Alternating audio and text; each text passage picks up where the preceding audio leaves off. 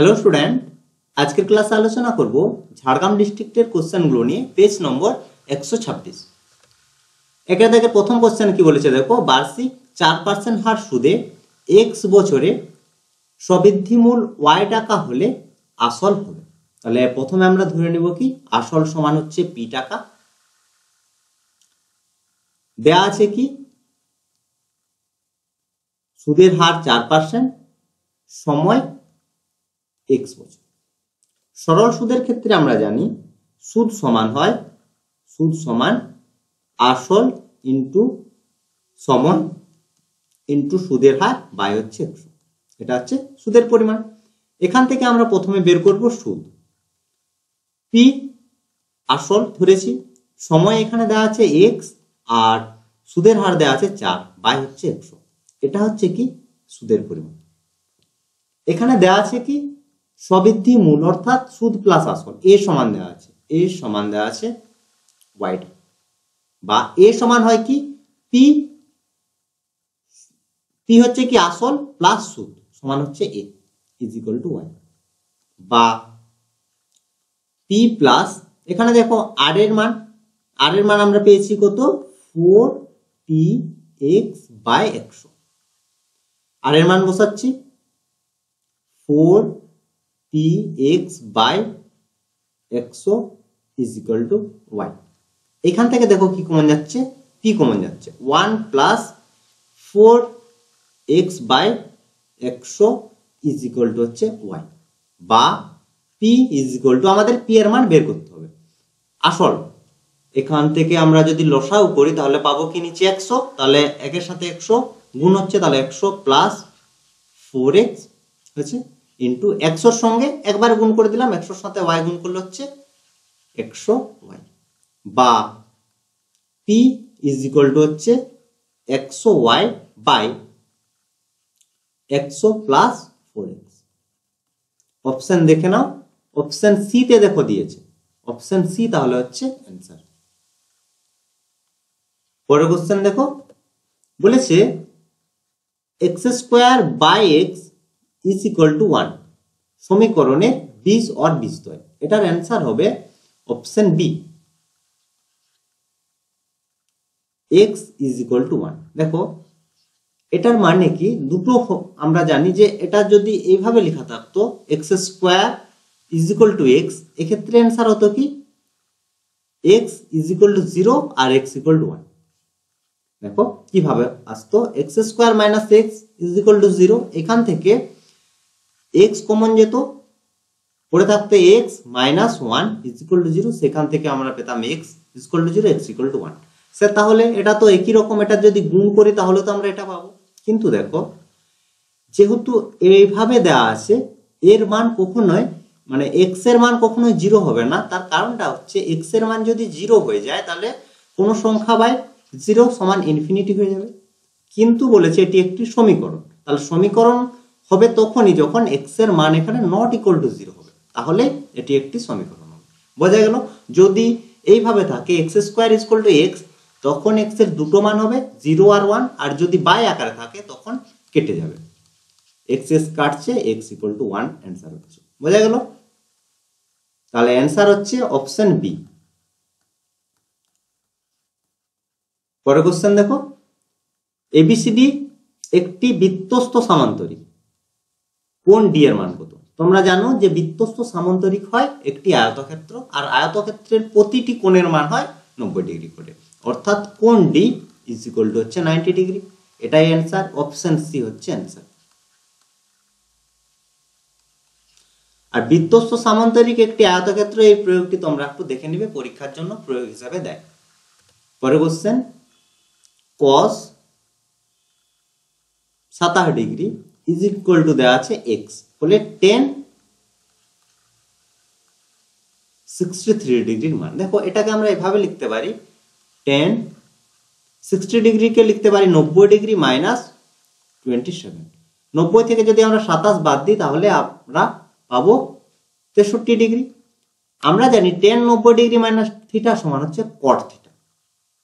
cot এতে কি করা হলো দুটো যে থিটার মান সেই থিটার মান দুটো সমান করা। এখন আমরা দুভাবে করতে পারি। কট সমান আমরা কি জানি, কট সমান হয় কস বাই সাইন, এভাবে করতে পারি। বা এখান থেকে আমরা দেখো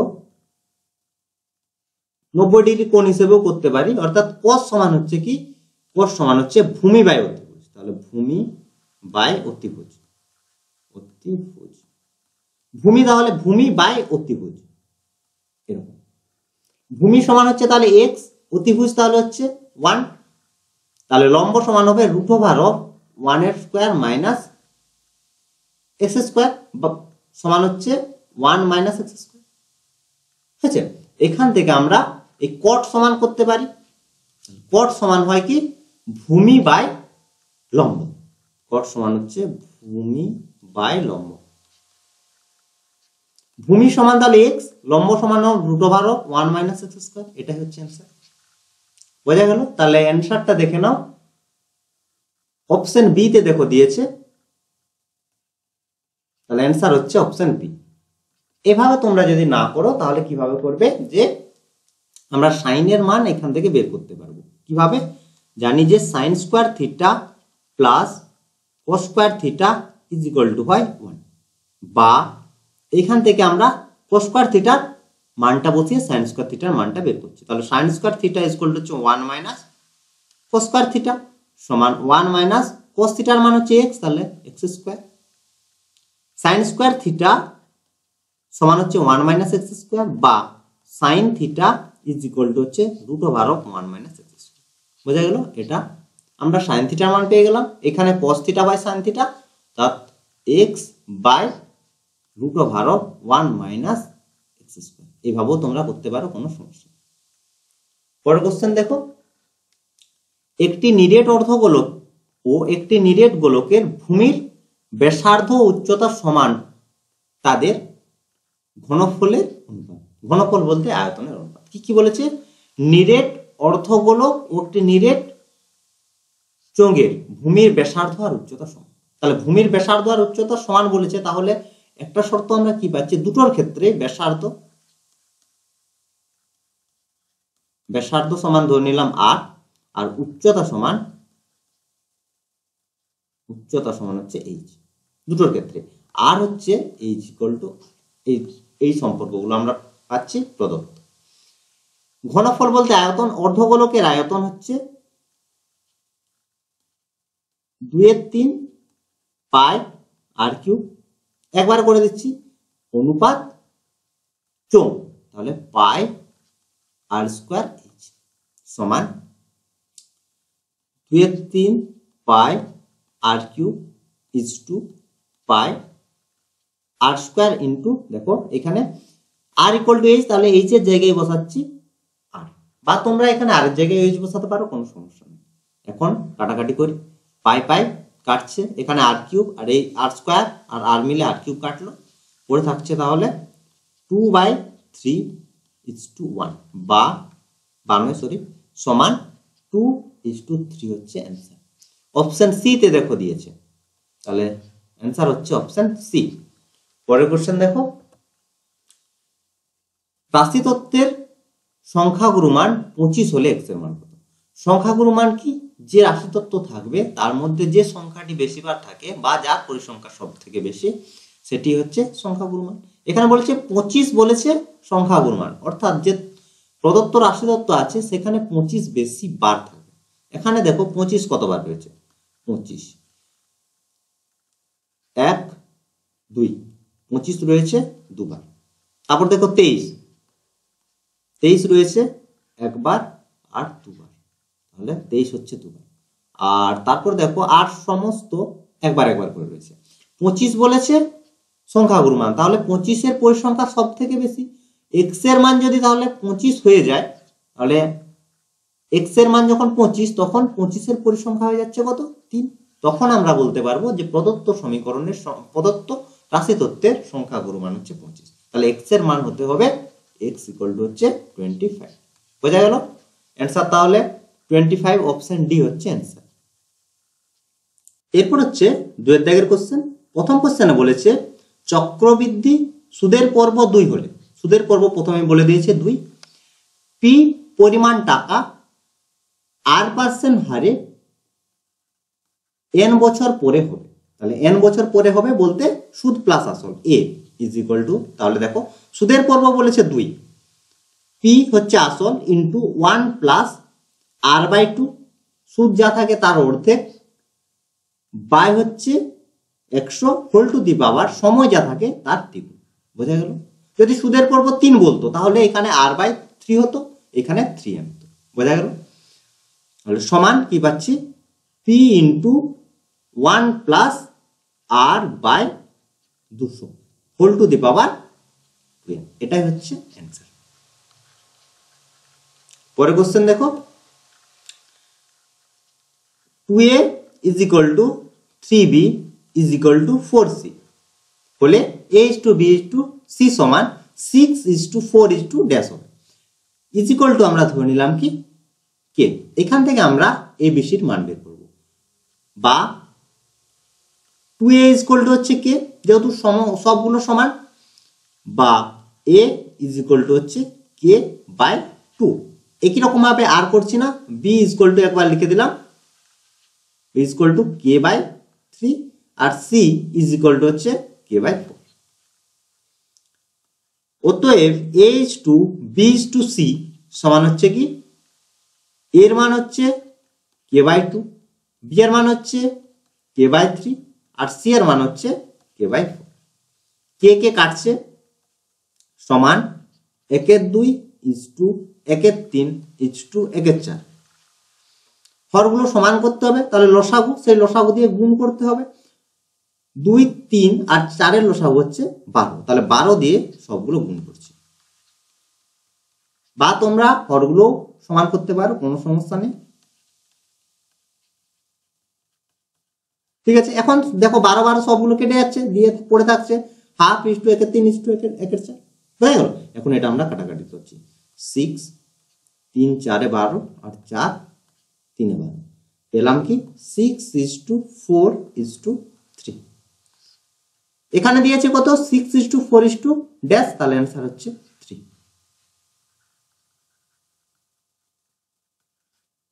পরের কোশ্চেন,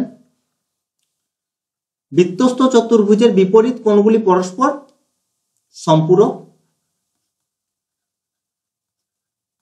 সম্পূরক অর্থাৎ আমরা জানি চতুর্ভুজের বিপরীত, বৃত্তস্থ চতুর্ভুজের বিপরীত কোণগুলির সমষ্টি হয় 180 ডিগ্রি হয়, হলে কোণগুলোকে বলা হয় পরস্পরের সম্পূরক। পরের কোশ্চেন, সমকোণী চৌপলের কর্ণের সংখ্যা 4টি। পরের কোশ্চেন, সাইন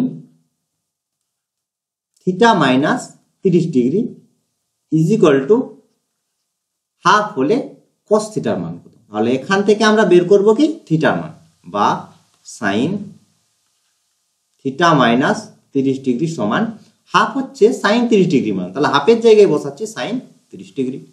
সাইন সাইন কাটছে, theta minus 30 degree is equal to হচ্ছে 30 ডিগ্রি, বা থিটা ইজ ইকুয়াল টু হচ্ছে 60 ডিগ্রি।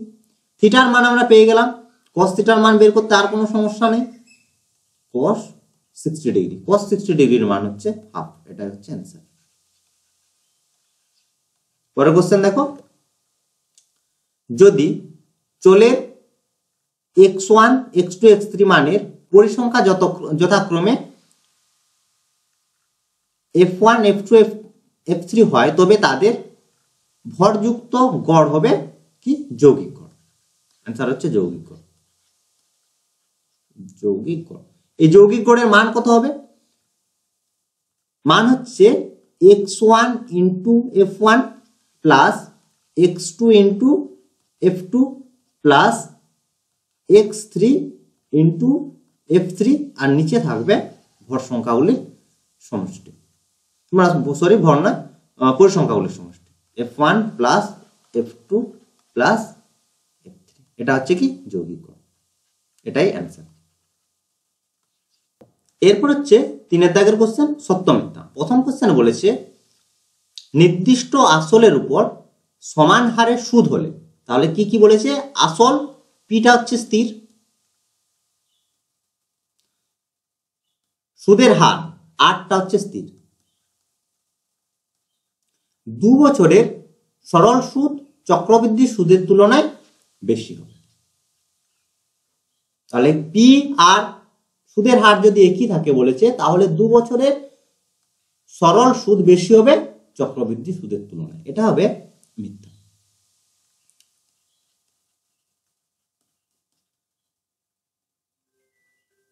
সরল সুদ সমান হচ্ছে চক্রবৃদ্ধি সুদ।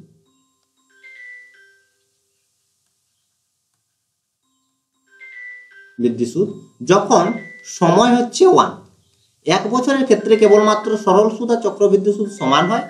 বাকি সমস্ত ক্ষেত্রে অর্থাৎ t গ্রেটার দেন 1 এর ক্ষেত্রে, সময় 1 বছরের থেকে বেশির ক্ষেত্রে চক্রবৃদ্ধি সুদ সব সময় বেশি হবে সরল সুদের থেকে। বোঝা গেছে? তাহলে এটার অ্যান্সার হচ্ছে কি মিথ্যা। পরের কোশ্চেনে বলেছে x is equal two 2 plus √3 হলে x প্লাস 1/x এর মান হবে 2√3। দেখো প্রথমে আমরা 1/x এর মান বের করছি, তাহলে x ইজ ইকুয়াল টু দেওয়া আছে 2 প্লাস √3, তাহলে 1/x ইকুয়াল টু হবে 1/2 প্লাস √3। এরপর আমরা অনুবন্ধী করণী দিয়ে উপর নিচে গুণ করছি, তাহলে পাবো আমরা উপরে 2 মাইনাস √3 আর নিচে তাহলে থাকছে 2 প্লাস √3 ইন্টু 2 মাইনাস √3, ঠিক আছে, সমান 2 মাইনাস √3 বাই নিচে দেখো a plus B into a minus বির ফর্মুলা এসছে, তাহলে a square minus B square, 2 এর স্কোয়ার একবার করে দিচ্ছি, 2 এর স্কোয়ার 4 আর √3 স্কোয়ার হচ্ছে 3, সমান হচ্ছে 2 প্লাস √3 আর নিচে থাকছে 1 ইজ ইকুয়াল টু হচ্ছে 2 মাইনাস √3। x এর মান দেওয়া আছে 2 প্লাস √3, 1/x এর মান পেলাম 2 মাইনাস √3, দুটো যদি যোগ করি তাহলে আমরা পাবো x এর মান 2 প্লাস √3 প্লাস 2 মাইনাস √3। এখানে দেখো √3 কাটছে, সমান হচ্ছে 4, কিন্তু এখানে দেওয়া আছে x প্লাস 1/x এর মান হচ্ছে 2√3, তাহলে অ্যান্সার কি হচ্ছে মিথ্যা। তার কারণ হচ্ছে আমরা পেলাম x plus 1/x equal to 6, তাহলে এটার অ্যান্সার হচ্ছে কি মিথ্যা। পরের কোশ্চেন দেখো, কোন বৃত্তের একই বৃত্তাংশস্থ সকল কোণের মান হচ্ছে সমান হয়, এটা হবে কি সত্য, ঠিক আছে, এভাবে হয়, তোমাদের উপপাদ্য রয়েছে দেখবে, একই চাপের মধ্যে বৃত্তাংশস্থ কোণ বলতে এগুলো, একই চাপের মধ্যে সকল বৃত্তাংশস্থ কোণের মান সমান হয়। পরের কোশ্চেন দেখো, এখানে বলেছে যে থিটার মান 0 ডিগ্রির থেকে বড় আর 90 ডিগ্রির সঙ্গে সমান বা ছোট হলে sine plus 5 plus sine theta এর সর্বোচ্চ মান হবে কত? 7। দেখো এর মান সর্বোচ্চ হবে সাইন থিটার মানের উপর নির্ভর করে। সাইন থিটার মান যদি সর্বোচ্চ হয় তাহলে 5 প্লাস সাইন থিটা এই রাশিটির মান সর্বোচ্চ হবে। আমরা জানি সাইন থিটার সর্বোচ্চ মান হচ্ছে 1 যখন থিটা ইকুয়াল টু 90 ডিগ্রি। এখানে বলেছে থিটা ইকুয়াল টু 90 ডিগ্রির সঙ্গে, থিটার মানটা হচ্ছে 90 ডিগ্রির সঙ্গে সমান বা তার থেকে ছোট, তো থিটার মান যদি আমরা 90 ডিগ্রি বসাই তাহলে সাইন থিটার সর্বোচ্চ মান 1 পাচ্ছি, তাহলে সর্বোচ্চ মানের ক্ষেত্রে আমরা সাইন থিটার জায়গায় হচ্ছে 90 ডিগ্রি বসাচ্ছি, তাহলে 5 প্লাস 1 ইকুয়াল টু হচ্ছে 6। তাহলে প্রদত্ত যে রাশিটি রয়েছে সেই রাশির সর্বোচ্চ মান পেলাম হচ্ছে থিটার মানের জন্য, সেই মানটি হচ্ছে 6। এখানে সর্বোচ্চ মান কত দিয়েছে? 7, তাহলে এটা হবে কি মিথ্যা। পরের কোশ্চেন, একটি লম্ববৃত্তাকার চোঙে একটি বক্রতল আছে। লম্ববৃত্তাকার চোঙ যদি দেখো তাহলে কি হয়, বক্রতলের সংখ্যা একটি আর সমতলের সংখ্যা হয় দুটি, তাহলে এটা হচ্ছে কি সত্য, বুঝা গেল। যদি বলতো যে মোট তলের সংখ্যা কত, তাহলে মোট তলের সংখ্যা হচ্ছে 3টি, তার মধ্যে দুটি হচ্ছে সমতল আর একটি হচ্ছে বক্রতল।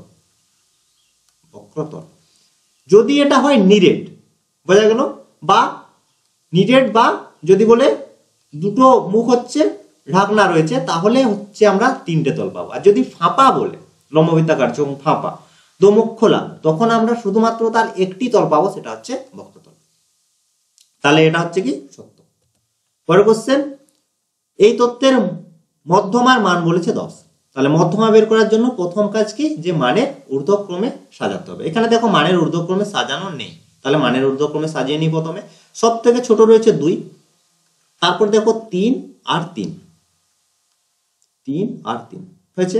তারপর ছোট সংখ্যা হচ্ছে কত, 9, তাহলে 9 9, 3টা 9 রয়েছে, 1 2 3টা 9, তারপর রয়েছে 10। তারপর দেখতে হয় মোট কতগুলো সংখ্যা রয়েছে বা পদ রয়েছে, তাহলে 1 2 3 4 5 6 7টা। 7 হচ্ছে কি অযুগ্ম সংখ্যা।